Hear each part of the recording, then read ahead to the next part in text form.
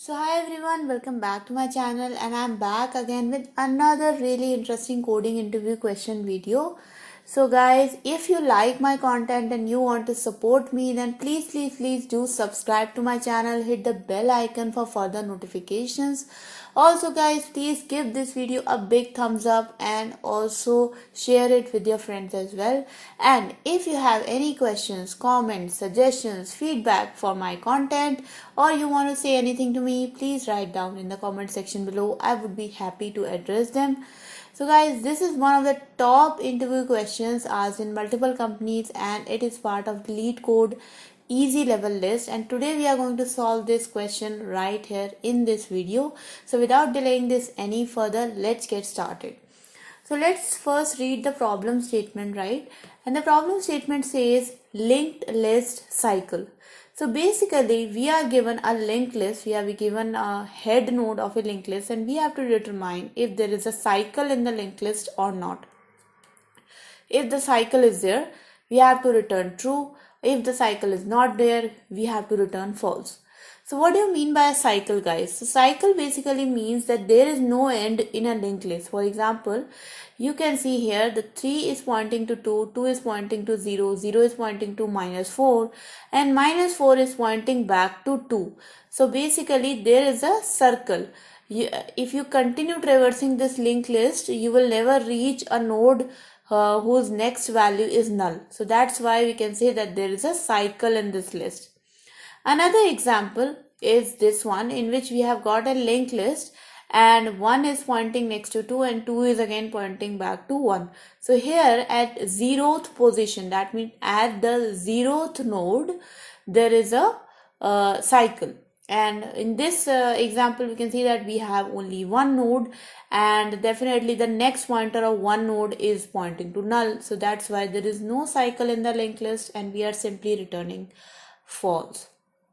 If we read the constraints, they are pretty straightforward as well. The number of nodes in the list is in the range of 0 to 10 to the power 4 and the value is from -10 to the power 5 to +10 to the power 5, and the position could be -1. If the position is definitely -1, it means that there is no cycle in the list or a valid index in the linked list. The thing is, guys, that the most important constraint is that the number of nodes in the list is from 0 to 10 to the power 4, which means that the number of loops which we want to implement in this question should be as minimum as possible, so that we can really reduce the time complexity. Now guys, I will just give you two solutions for it. One we will implement and another I will just explain it to you. So let's first explain the first solution.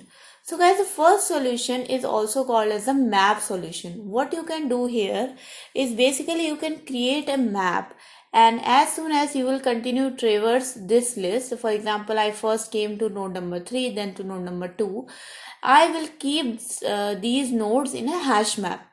And whenever I will encounter a new node, I will simply check into my hash map if this node is already present inside the map or not.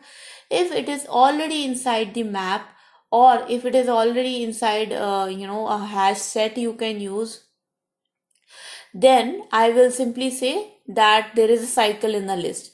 If that node is never encountered or never stored inside the map, then I can simply put that node inside the map and I will continue further until I reach a null node. And if I reach a null node, I will say that there is no cycle inside this list. So that's one way in which, using only one single loop and using a hash map, you can determine if there is a cycle in a linked list or not. All you have to do is keep storing these elements in a map and checking every time you store you encounter a node, checking every time if it's already present inside the map or not.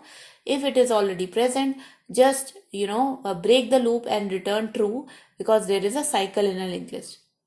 But our purpose is so in the above solution we can solve it using order of n time complexity, but at the same time our memory usage will also be order of n, because we are using a hash map to store the encountered or the traversed nodes. But if we want to solve it using order of one memory, that means we do not want to use any hash map or any other data structure to store our elements. In that case, we can use an algorithm called as a Floyd cycle detection algorithm. A Floyd cycle detection algorithm works really simple. What we have to do is basically we will run two pointers. One will be a slow pointer, another will be a fast pointer. So what will happen is that we will be having two pointers. One pointer will be at 0th position, and it will move only one step at a time, and there will be another pointer which will be a fast pointer, but it will move two steps at a time. And we will continue doing that until either one of the pointer reaches a null value, or both the pointers are at the same position. If they come at same position, then we will say that there is a cycle in a list. Otherwise, we will encounter null in any of the pointers and we will simply return false. So that's called as the Floyd cycle detection algorithm. And now let's see, guys, how we can implement this algorithm. So basically I will create two node pointers here. One will be called slow pointer. Both will point to head, and one will be called fast pointer, and this will also point to head. We will basically run the loop until any of the node does not become null. So while slow is not equals to null, and while fast is also not equals to null, and also fast dot next is also not equals to null. Why I have placed fast dot next not equals to null condition? Because slow we will be incrementing by one position, but fast will be incremented by two positions. So fast will become equals to fast dot next dot next. So in case if fast dot next is null, it becomes null, then this condition will basically give us a null pointer exception. So that's why this while loop will run until slow is not equals to null, fast is not equals to null, and also fast dot next is not equals to null. Now, when we have incremented both the slow and the fast pointer, we will simply check if slow and fast pointer are equal or not. If both the nodes are equal, it means there is a cycle in a list, and simply return true. But if we complete this while loop and we come to the last position, we can simply return false, stating that there is no cycle inside this loop. Let's run this code, guys, and let's see if it actually works or not. And you can see, guys, that my expected answer and my actual answer matches. And now we will submit this code. And let's see that. Okay, so my code is submitted and I will see the details here. And so yes, guys, the runtime is pretty great. But we were actually more concerned about the memory distribution. You can see that my memory usage is also 68.02% more than other submissions, which pretty much means that we have a good memory submission. And this is one of the classic algorithm of cycle detection. You can use this algorithm in linked list or in any other data structure as well to detect cycle. So just move one pointer by single position and the another by two positions, and finally you will reach a place when they both will coincide, and with that will mean that there is a cycle in that list. So that was a video, guys. I hope you learned something about coding interview questions in this video, and your coding interview practice did become a little bit better.